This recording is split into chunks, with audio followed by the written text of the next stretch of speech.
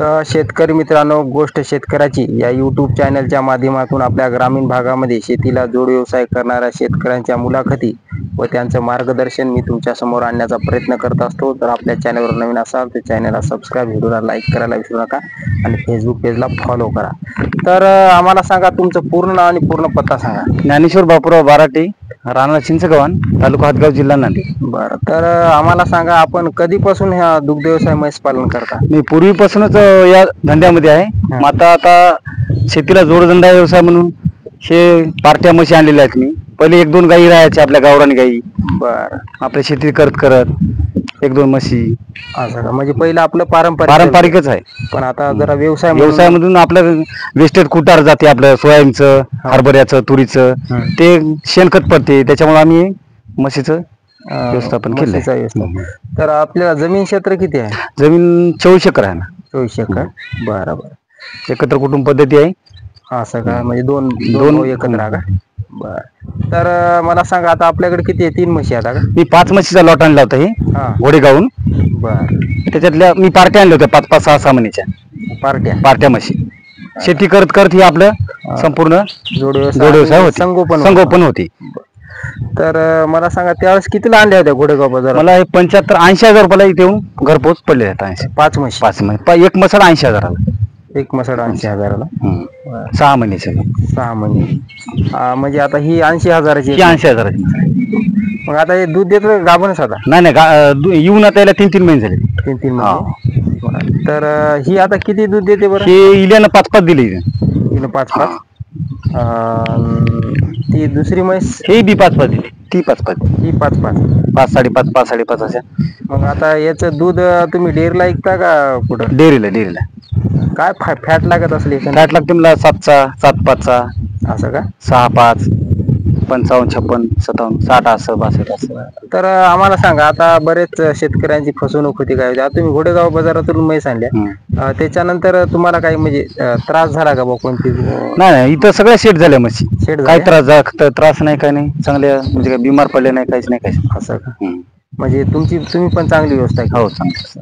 आता याला चाऱ्यामध्ये काय काय आहे? नेपियर आहे, गजऱ्यामध्ये. वळला कडबा आहे. मधात कुटार भरलेला आहे. हो. तर शेतकरी मित्रांनो, हे बघू शकता, यांनी दुग्ध व्यवसायामध्ये शेतीला जोड व्यवसाय म्हणून पार्ट्या म्हशी पण आणणे आणि विक्री. आणि त्या 2 कितीला विकल्या बरं? ते 1.5 ला विकले. 1.5 ला? एक म्हैस. बरं. तर मग ते तुम्हाला किती इथं आणल्यानंतर किती महिन्यामध्ये ती विक्री करून उत्पन्न किती मिळाले? 5 महिन्यामध्ये मला 25,000 रुपये मिळाले. 5 महिन्यात 25,000. आपल्या शेती करत आपलं 5,000 रुपये महिना. आता ती तुमच्याकडे ती गाय दिसायली, जर्सी गाय? जर्सी गाय. ती दूध देते का? हे दूध देते. आता गाभण आहे 5 महिन्याची. दूध 3-3 लिटर चालू आहे. इलेलं 5-5 दिलेलं आहे. आता ती घरची वेगळा? नाही, विकतच आणली मी. ती कितीला आणली? 45,000 आणली होती. 45. आता हे आपल्याकडे किती? ती गाय आहे का बैल? ती गाय 2 बैल. ही आपली गावरान गाय. ती विकत आणली वेगळं गाय? नाही, घरचीच आनंदी दिली. आनंदी का? त्याच्यामुळे घरचीच. ती आता दूध वगैरे काय देते? दूध देते ती 2.5-3 लिटर दूध देते. काल परवा गोरं दिलंय, 8 दिवसाखाली दिली. असं का? हो, गोरं. म्हणजे तिचे इथं बरेच झाले असतील आपल्या इथं? 4-5 इथं, 5 इथं झाले तिची. 5 इथं. तिचं घरी खाण्यासाठी? घरी खाण्यासाठी, आपल्या लेकरासाठी. आता या म्हशीचा आपल्याला हप्ता किती येते? मला हप्ता 35,000 रुपये महिना पडते. 35-40,000 रुपये महिना पडते. 12-13 हजार रुपये. आणि याला ढेप वगैरे? ढेप आहे, सगळं आहे. ढेप आहे. बारली केली, बारली थोडी हे झाली, टायमावर येऊन गेली. त्याच्यामुळे मग ते लिंक तुटू राहिली. त्याच्यामुळे पाण्या पावसात चिखल येऊ रस्त्यानं, त्याच्यामुळे मी बंद करून टाकली. बरं. म्हणजे बारली त्याच्यामुळे बंद केली. म्हणजे रेग्युलर मध्ये चालू ठेवते. नाही तर मग नंतर मग ते दूध कमी होते. आपल्या ते चारा व्यवस्थापन बिघाड होते. आता सध्या ढेप आहे. ढेप किती लागते महिन्याची? 4 दिवसामध्ये कट लागते मला. असं का? हो. मग महिना काटून आपल्याला किती उत्पन्न मिळत असेल महिन्यात? म्हणजे 10-12 हजार रुपये ढेप मध्ये जाते ना. बाकी 20 हजार रुपये महिना पडते. सहज आहे की नाही? सहज पडते. तर बघू शकता शेतकरी मित्रांनो, यांची मी इथं आल्यावर धडपड पाहून खरंच कौतुक करावं. कारण एवढी जमीन सांभाळून कुठेही न थकता आता यांचं काम पण चालूच होतं. आणि काम असून पण यांच्यामध्ये जो उत्साह आहे, कारण ते आपल्या व्यवसायावर प्रेम करणाऱ्या माणसालाच उत्साहामध्ये तो काही करू शकतो. तर हे पाणी आपल्याला पाण्याची व्यवस्था कशाची आहे? पाण्याची व्यवस्था विहिरीची आहे त्याला. विहीर आहे का? विहीर कुठं आहे? विहीर खाली आहे एवढ्याला. खाली आहे का? खाली आहे. बरं. तर बघू शकता शेतकरी मित्रांनो, यांनी शेतीमध्ये आपलं म्हणजे पद्धतशीर शांत नियोजन बंगई असं नियोजित थंडगार झाडं वगैरे मस्त गोठा आहे. आपल्या गावापासून किती किलोमीटर? 2 किलोमीटर अंतर. 2 किलोमीटर.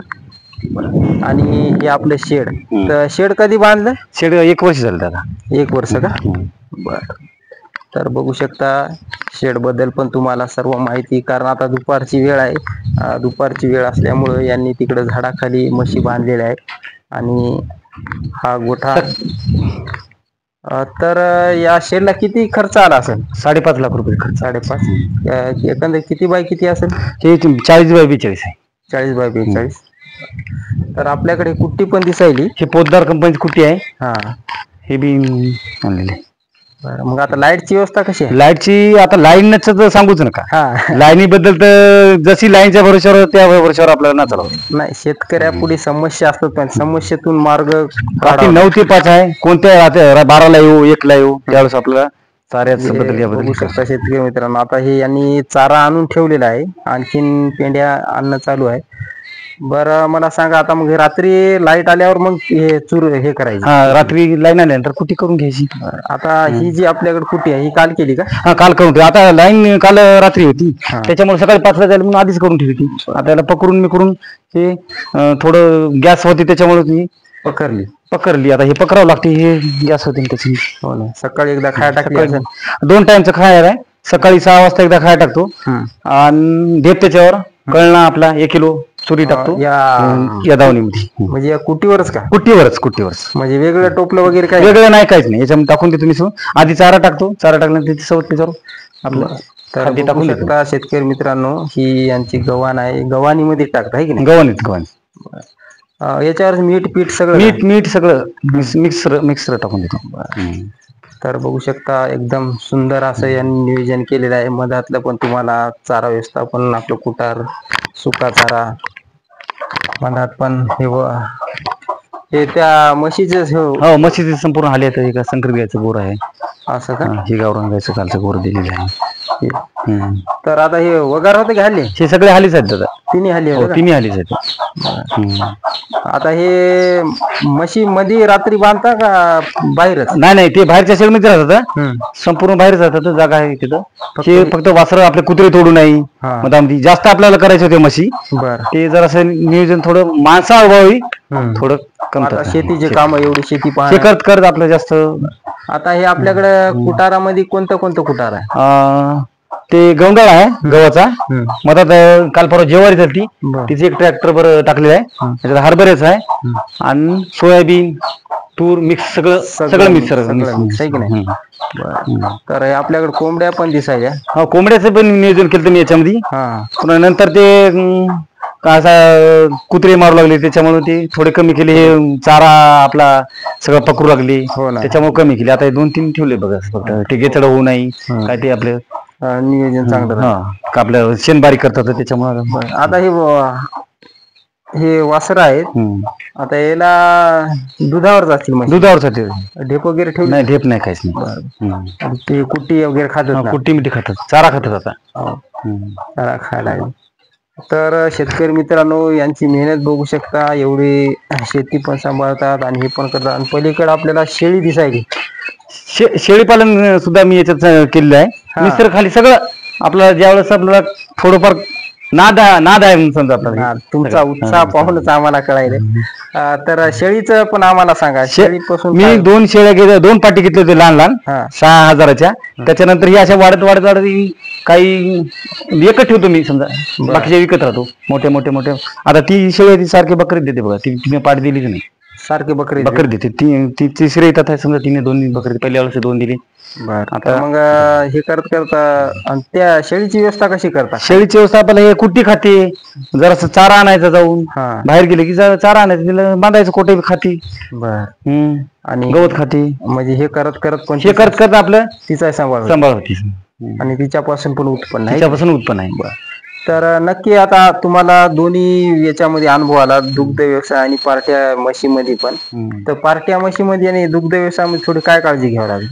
दुग्ध व्यवसायामध्ये सकाळपासून नियोजन म्हणजे सोडता येत नाही. हो. आणि हे पार्टीज कसं थोडंफार कमी जास्त झालं तरी चालते धकते.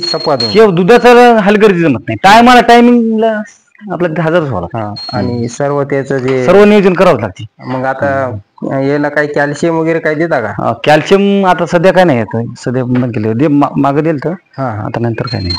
चालेल. आपल्या चाऱ्यावर जातं सगळं. तर नक्की मग समजा दुग्ध व्यवसाय म्हैसपालन परवडतो. पुरवते 100% पुरवते. 100%.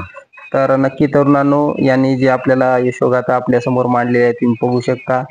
आणि नक्की आपल्या चॅनलवर नवीन असाल तर चॅनल सबस्क्राईब, व्हिडिओ लाईक करा आणि फेसबुक पेजला फॉलो करा. जय जवान जय किसान.